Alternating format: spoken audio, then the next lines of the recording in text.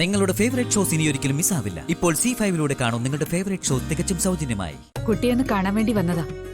അയ്യോ, അവളില്ലാത്ത സമയത്താണല്ലോ നിങ്ങൾ വന്നത്. പിന്നെ അവസ്ഥ ഇതാണ് ഞങ്ങളുടെ. വലിയ വീട്ടിലെ ഒരു ചെക്കൻ അവളെ ഇഷ്ടപ്പെട്ടു എന്ന് പറഞ്ഞു. അത് നമുക്ക് പറ്റില്ല എന്ന് ഞാൻ പലതവണ അശ്വതിയെ ഉപദേശിച്ചതാ. മറക്കാൻ പറ്റില്ലെന്ന് അവള് പറഞ്ഞേ.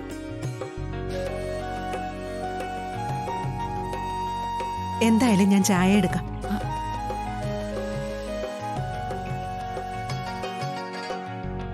അമ്മേ,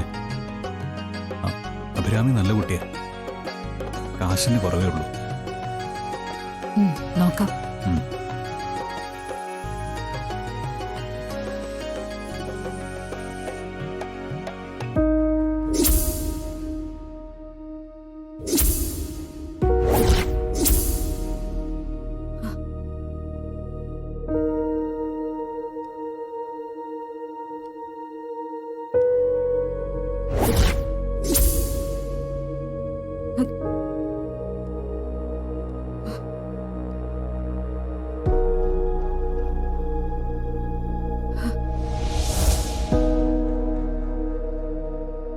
എന്താ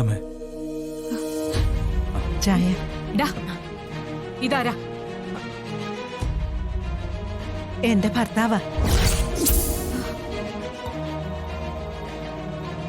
ഈ ബന്ധം നടക്കില്ല. ആദി, പോവാ. എന്താ എന്താ കാര്യം? നീ വരുന്നുണ്ടോ? അമ്മ കാര്യം പറ. ഇറങ്ങടാ, വരാനാ പറഞ്ഞേ. എന്താ കാര്യമെന്ന് പറ.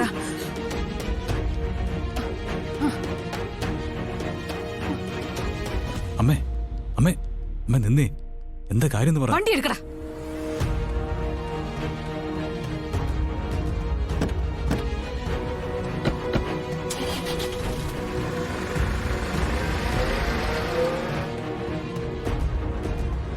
ഇതേ ചൊല്ലി അരുണും അമ്മയും നല്ല വഴക്ക് നടന്നു.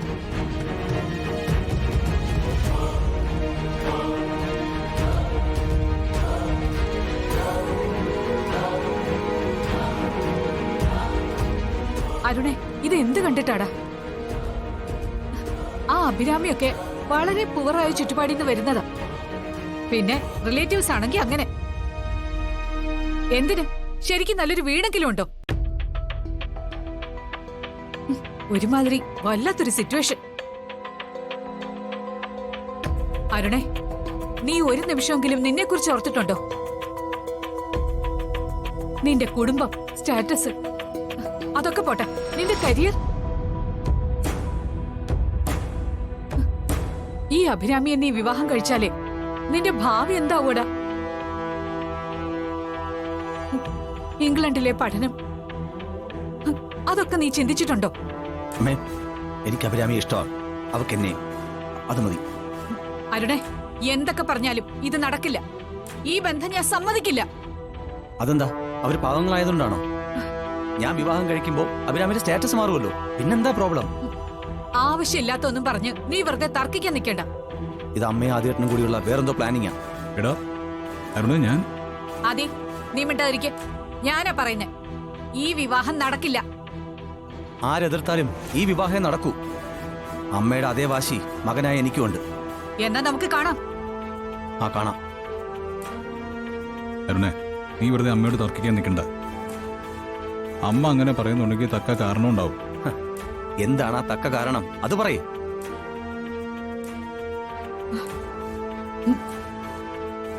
ഞാൻ എന്റെ തീരുമാനം പറയാം. നാളെ ഞാൻ ഇംഗ്ലണ്ടിലേക്ക് പോവാം. അതിനു മുമ്പ് ഏതെങ്കിലും ക്ഷേത്രത്തിൽ വെച്ച് ഞാൻ അഭിരാമിയുടെ കഴുത്തിൽ താലി കെട്ടിയിരിക്കും. അതിന് ഒരു മാറ്റവും അതെ ഏട്ടാ.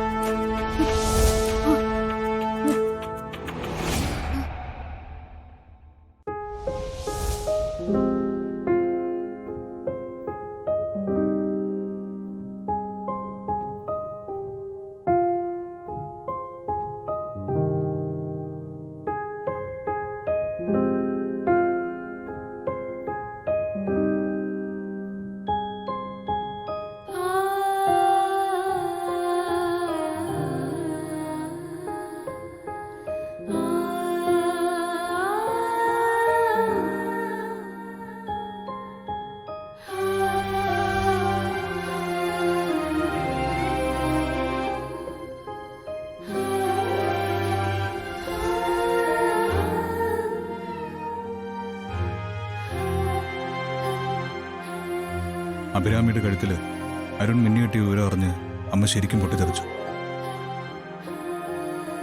പിന്നെ ഇമോഷണലായിട്ട് കുറെ കരഞ്ഞു.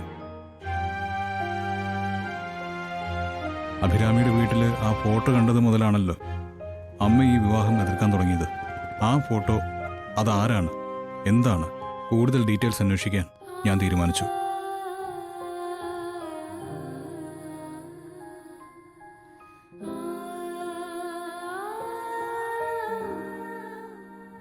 അമ്മേ, എല്ലാം ഞാൻ അന്വേഷിച്ചു. സത്യത്തിൽ ആ ഫോട്ടോയിൽ കണ്ട ആള് അഭിരാമിയുടെ അച്ഛനല്ല, രണ്ടാനച്ഛനാ. അഭിരാമിയുടെ അച്ഛൻ മരിച്ച ശേഷം അവളുടെ അമ്മയെ രണ്ടാമത് വിവാഹം കഴിച്ചത് അയാളാ. മാത്രമല്ല വളരെ ദുഷ്ടനായ ഒരു മനുഷ്യനയാള്. അഭിരാമിയെ നിരന്തരം അയാൾ ശല്യം ചെയ്യുന്നുണ്ട്. സത്യത്തിൽ അയാളെ ഭയന്ന അഭിരാമി അവിടെ കഴിയുന്നത്. ഞാൻ മനസ്സിലാക്കിയെടുത്തോളം അഭിരാമിക്ക് അരുൺ ഒരു ആശ്വാസമാണ്. ശരിക്കും വളരെ നല്ല സ്നേഹമുള്ള കുട്ടി അഭിരാമി. അതെ, നീ വാ, വണ്ടി എടുക്ക്. ഇപ്പൊ തന്നെ നമുക്ക് അഭിരാമിയെ കാണണം. അമ്മ പറയുന്നൊന്നും എനിക്ക് മനസ്സിലാവുന്നില്ല. മനസ്സിലാക്കാൻ ഒന്നുമില്ല. അഭിരാമി അയാളിൽ നിന്ന്, ആ രണ്ടാനച്ഛനിൽ നിന്ന് നമുക്ക് രക്ഷിക്കണം. അവിടെ ആ വീട്ടിൽ നിൽക്കാൻ അവൾക്ക് ബുദ്ധിമുട്ടല്ലേ? നമുക്ക് അവളെ ഇങ്ങോട്ട് കൂട്ടിക്കൊണ്ടുവരാം. അരുൺ അവളെ താലി കെട്ടിയതല്ലേ, അപ്പോ ആ അവകാശം എനിക്കുണ്ട്. നമുക്ക് അരുണിനെ പിന്നെ വിവരം അറിയിച്ചാൽ മതി. ആദിവാ, നമുക്ക് ഇപ്പൊ തന്നെ അഭിരാമിയുടെ വീട്ടിൽ പോവാം. അമ്മേ, ഇത് രാത്രിയാ, രാവിലെ ആവട്ടെ. ഓ ശരിയാ, രാത്രിയാ, അന്യ വീടും. വേണ്ട, നാളെ നേരം വെളുക്കട്ടെ, നമുക്ക് പോവാം. ആ, അഭിരാമിയെ ഇങ്ങോട്ട് കൂട്ടിക്കൊണ്ട് വരണം. അത് നല്ല കാര്യം അമ്മേ, നമുക്ക് പോവാം. ഈശ്വരാ, എനിക്കിപ്പോഴും ആശ്വാസമായേ. പാവ അരുൺ, അവനെ ഞാൻ വേദനിപ്പിച്ചു. അല്ല അമ്മ, ആദ്യം എന്താ ഈ ബന്ധം എതിർത്തത്? ഞാൻ മനസ്സിലാക്കിയെടുത്തോളം അഭിരാമിയുടെ രണ്ടാനച്ഛനാ അമ്മയ്ക്ക് പ്രശ്നം. ആരായാള്? അമ്മ ആരായാള്? ആ ആളാണ് അഭിരാമിയുടെ അച്ഛനെന്ന് അറിഞ്ഞപ്പോ അമ്മ എതിർത്തെന്തിനാ?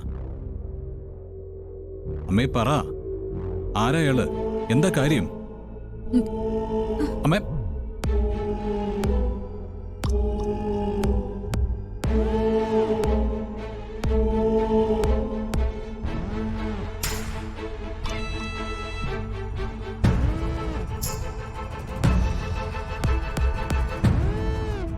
ഡൗൺലോഡ് ചെയ്യൂ C5 ആപ്പ്. കാണൂ എല്ലാ എപ്പിസോഡുകളും സൗജന്യമായി.